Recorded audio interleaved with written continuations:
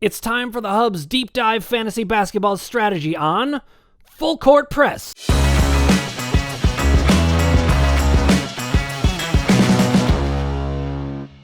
This is a strategy guide to fantasy basketball. We use our collective knowledge to teach you how to develop into the strongest fantasy basketball manager you can be. We talk about what types of players to draft, how to use the waiver wire to your advantage, manage your roster, and other kinds of adjustments you'll need to beat the best of the best. Click subscribe and ring the bell for notifications to keep up with our strategy, information, and keep yourself on top of your fantasy league. We are here to talk fantasy basketball strategy. I'm here with Casey Scheinvold, Fantasy Pros expert Andrew Seifter, and Ross the Boss. Hi, everybody. I'm Ross the Boss, and I'm excited to talk fantasy basketball with you, cowboy. I was waiting for it. Okay, now we've got two of us actually on location, and I went to just a different house. That's what you do in a pandemic.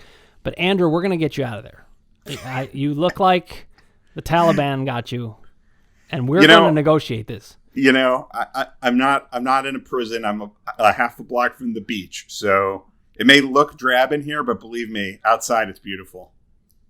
God, can you believe what the Taliban did to get him to say that? No. Okay. Brainwashed him. So we're going to talk about the difference between rotisserie leagues and head-to-head. And I just want you guys to talk about, do you alter your strategies much if you're in one of those versus another? I definitely do, but I want to hear from you. Casey, what do you have to say? Well, I think, first of all, it's important to explain what the difference between a rotisserie and a head-to-head league is. Obviously, they are quite different. A rotisserie league is a league, a season-long league of just accumulating points or stats, and whoever has the best stats in each category at the end of the season combines for the most points. They end up winning. Head-to-head leagues, you end up playing a different person each week, and your stats go directly against their stats, and points are calculated at the end of each week in that. I'm actually really excited to get into fantasy basketball because I'm kind of new to it. So I would rather defer to the experts who've been doing this for a long time with regards to strategy on how to draft. All right, fair enough. So Ross, are you new to fantasy basketball? Also, a lot of people, it's a young sport. I've been in it for a little while now. Ross, how about you? I've been doing fantasy basketball forever. I want to say I'm one of the probably biggest experts in the country, but that's me, Ross the Boss. But that being said, rotisserie, there's usually a limit how many games you can play. So you got to pay attention to your league. Usually it's like, if it's 82 games, it's usually 82 games. So you can only start a guard or strong or power forward for 82 games. Sometimes it's unlimited, but pay attention because you're going to run out of starts. So you got to remember that with rotisserie, there's a limited amount of starts you have at each position. That's the first thing. The second thing is when it comes to head-to-head, there's no limit. You can do as much as you want. Start guys as many times as you want. There's no limit. You just keep going and going. And the cool thing about that is you don't have to. If you're low on assists, that's only one category in head-to-head. But if you're low on assists in rotisserie, you don't want to be that guy that gets that 1 point, comes in last place with assists, because you could lose the league because you're not strong at assists. So you got to stay active. You got to trade. If you're really strong if you have an unbelievable amount of rebounds and you're going to win rebounds regardless, you trade that player away that's getting those rebounds for an assist guy or a point guy, whatever category you need. But you got to pay attention in rotisserie, especially when it comes to the categories, because it makes or breaks your season. And it's so important. Andrew, what do you think?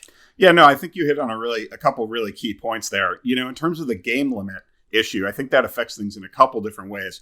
One, I feel like a player like, who we talked about on our preview show, like Kawhi Leonard, who we know is going to miss some games. That's not such a big deal, actually, in a rotisserie league, because as you said, there's a limited number of games you can play at each position anyway. So it's okay that he's missing those games. It's not a cumulative numbers game the same way that it is in head-to-head.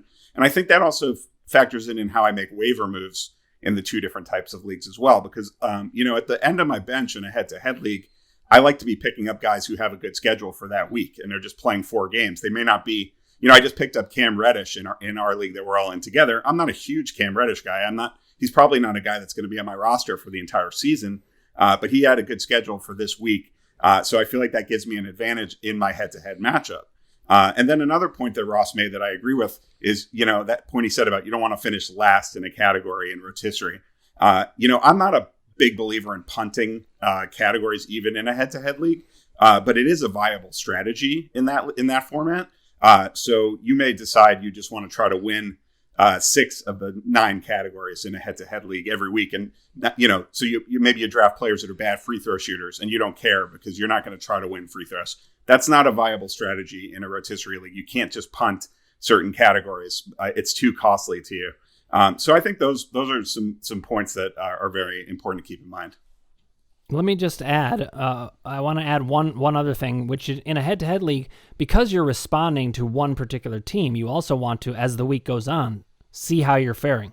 Maybe you're having a bad week in blocks, and even though you've got a great block team, you're going to lose that category this week, and you see it already. So maybe then when you're choosing between a blocks guy or a steals guy, or a blocks guy and a three-point guy, you choose the three-point guy or the steals guy because you're already out of it in one category. So there's a lot of checking during the week to see how that matchup is playing. It's one of the things I love about fantasy basketball head-to-head, different than football. You can make adjustments mid-matchup.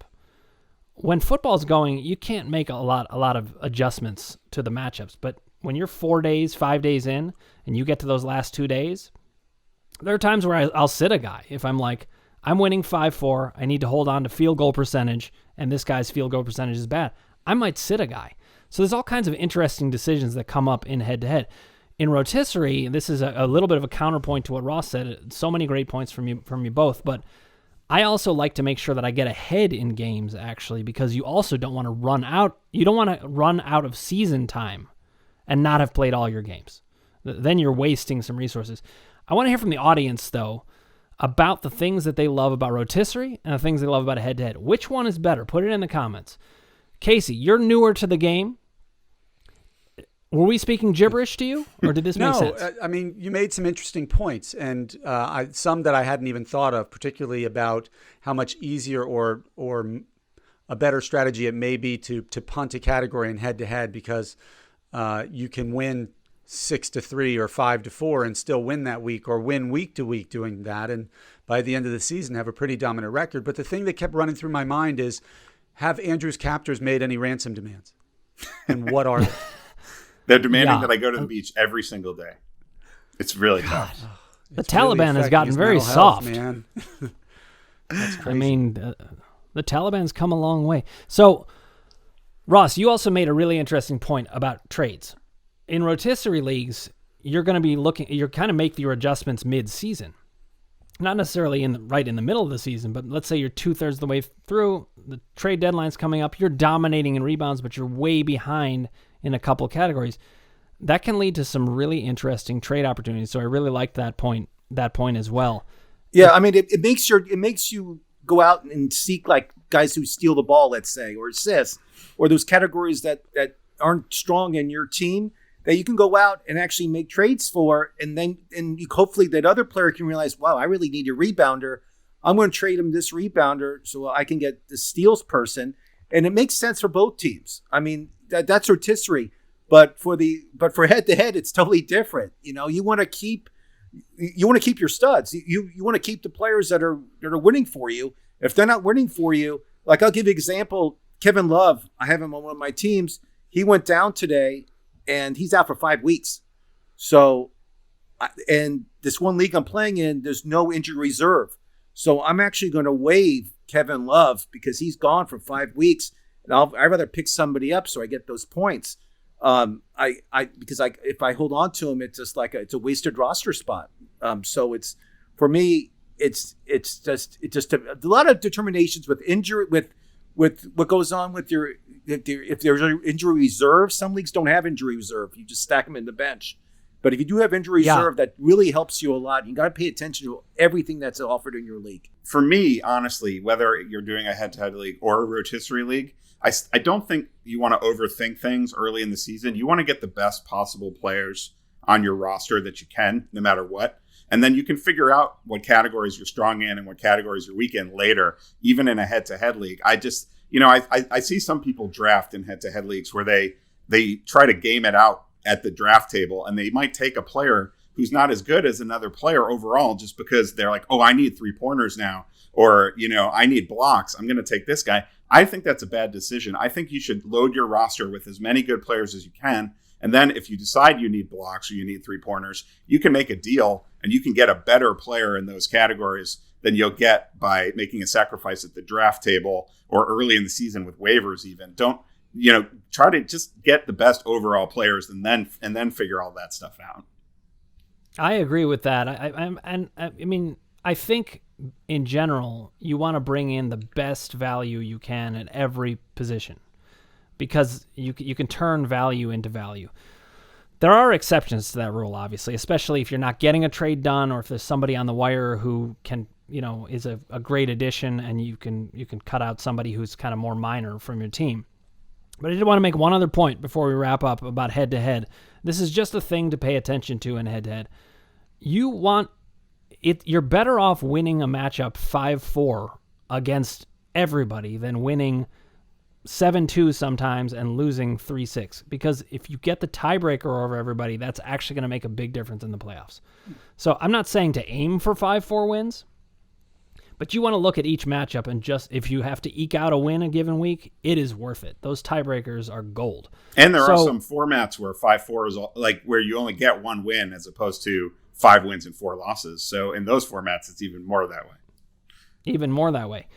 So audience, tell us what we missed. Tell us what you love about Rotisserie, what you love about head-to-head, and we're going to keep the fantasy strategy coming. Thank God it's basketball season. Andrew, stay strong, my friend. We have the ransom money. We'll get you out of there. Don't worry. Everything's good. Yes. Thanks, Casey's guys. on the case. Thanks, guys. Andrew, you remember the signal if you're in trouble, right? No, it's the Team America signal. Team America, yes. All right, guys. Thank you for joining us. Thank you for watching. Looking forward to talking more strategy with you all.